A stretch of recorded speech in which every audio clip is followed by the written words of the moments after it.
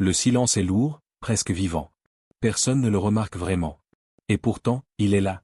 Dans un coin discret de la mosquée, un homme se lève pour prier. Pas de regard vers lui. Pas d'attention particulière. Un moment ordinaire, en apparence. Mais quelque chose dérange. Pas dans ses gestes. Pas dans ses paroles. Dans ce qu'il dégage. Son vêtement semble choisi à la hâte, froissé, négligé, comme si ce moment n'avait pas vraiment d'importance. Ses mouvements sont mécaniques, précis, mais vides. Ses lèvres bougent, mais son regard semble ailleurs. Comme s'il était là, sans être là. Et toi, si tu avais été présent, aurais-tu remarqué? Ou aurais-tu simplement continué ta prière, sans voir ce qui se jouait réellement? Car ce n'est pas une question d'apparence. Ce n'est pas une question de tissu, ni de forme. C'est une question de présence. Il y a une différence, subtile, presque invisible, entre celui qui se tient devant Allah, et celui qui accomplit simplement un rituel.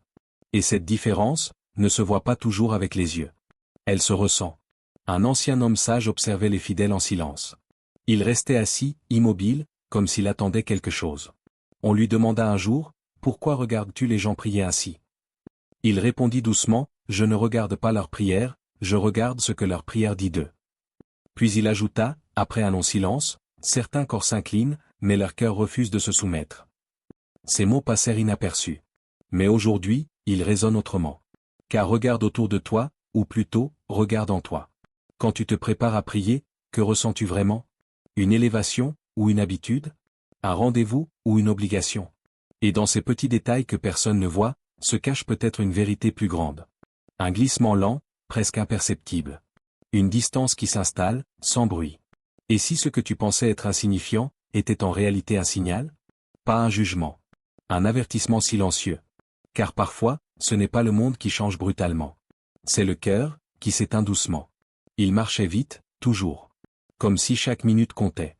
Comme si la vie entière était une course qu'il ne pouvait pas ralentir. Et pourtant, à chaque appel à la prière, il s'arrêtait. Il répondait. Il venait. Il se tenait dans les rangs. Extérieurement, rien à reprocher. Les gens le respectaient. Regarde-le, toujours présent. Il ne rate jamais une prière. Mais il y avait ce regard. Celui du vieil homme. Un regard qui ne jugeait pas, mais qui voyait plus loin. Plus profondément. Chaque jour, il l'observait. Pas ses gestes, mais leur poids. Pas ses paroles, mais leur absence de vibration. Jusqu'au jour où il décida de briser le silence. Il l'attendit à la sortie. Pas avec dureté, mais avec une douceur presque dérangeante. « Mon fils, laisse-moi te poser une question. » Le jeune homme s'arrêta, confiant. Il pensait recevoir un conseil comme les autres. Mais la question n'était pas comme les autres. Si aujourd'hui, tu étais invité par un roi, le plus puissant des rois, comment viendrais-tu? Un léger sourire apparut sur son visage. La réponse était évidente. Je me préparais, je choisirais mes meilleurs vêtements, je ferais attention à chaque détail. Le vieil homme hocha lentement la tête. Puis il s'approcha légèrement, et sa voix devint plus basse. Alors dis-moi, pourquoi viens-tu devant Allah, comme si cela n'avait pas d'importance? Ces mots ne frappèrent pas fort. Ils pénétrèrent doucement. Comme une vérité qu'on évite, mais qu'on reconnaît immédiatement. Le jeune homme resta immobile. Pour la première fois, il ne savait pas quoi répondre. Parce qu'au fond, il savait. Il savait que ses prières étaient devenues des gestes. Des habitudes bien exécutées, mais vides de présence. Il savait que son corps était là, mais que son cœur, lui, était resté ailleurs, dans ses soucis, ses pensées, sa vie. Et cette réalisation fut plus lourde que n'importe quel reproche. Depuis ce jour, quelque chose changea. Pas du jour au lendemain. Pas de transformation spectaculaire. Mais une prise de conscience. Chaque pas vers la prière devint plus lent. Plus conscient. Plus réel. Et toi, si quelqu'un te posait cette même question, aurais-tu une réponse différente? Ou ressentirais-tu ce même silence, ce moment où tu comprends, sans vouloir l'admettre? Car dans ce monde où tout s'accélère, où même les instants sacrés deviennent mécaniques, il y a une chose qui disparaît sans bruit. La présence. Et quand elle disparaît, la prière reste, mais son âme s'échappe. Certains anciens disaient, à voix basse, que lorsque les prières deviennent vides, ce n'est pas seulement un problème individuel. C'est le signe que quelque chose de plus grand est en train de se produire. Quelque chose que peu de gens remarquent. Quelque chose qui ne fait pas de bruit. Mais qui s'approche, lentement. Le monde fait du bruit. Toujours plus fort, toujours plus vite. Des discours, des tensions, des analyses sans fin.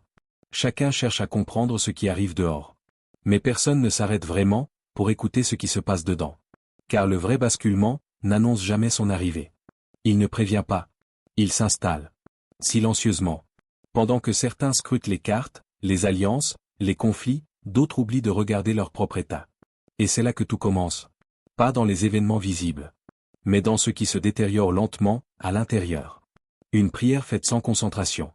Un cœur distrait, même dans les moments sacrés. Une connexion affaiblie, remplacée par l'habitude. Rien de spectaculaire. Et pourtant, tout est en train de changer. Car les anciens savaient une chose. Les grandes transformations extérieures sont toujours précédées par une rupture intérieure. Quand la sincérité diminue, quand la foi devient superficielle, quand la présence disparaît. Alors le terrain est prêt. Pas pour le chaos, mais pour quelque chose de plus profond. On pense souvent que les signes doivent être visibles. Impressionnants.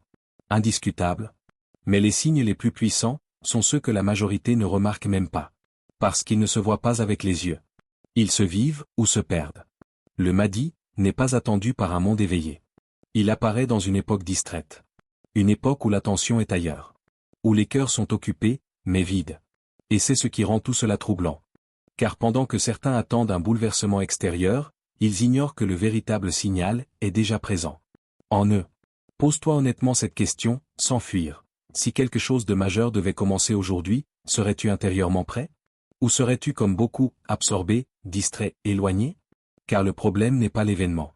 Le problème, c'est l'état dans lequel il te trouve. Un homme discret disait autrefois, presque en murmurant, quand les cœurs s'habituent à l'absence, ils ne reconnaissent plus la présence. Et peut-être que c'est là, le point le plus dangereux. Pas ce qui va arriver. Mais le fait, que beaucoup ne le verront même pas. Pas parce que c'est caché. Mais parce qu'ils ont cessé de regarder au bon endroit. Ferme les yeux, un instant. Pas pour fuir le monde. Mais pour te rencontrer, sans masque.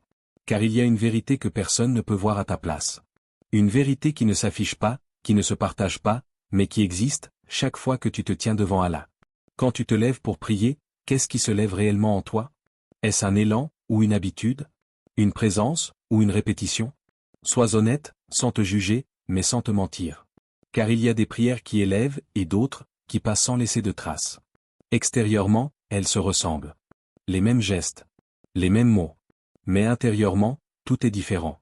Il y a celle où le cœur tremble légèrement, où chaque parole a un poids, où le silence entre les versets devient vivant.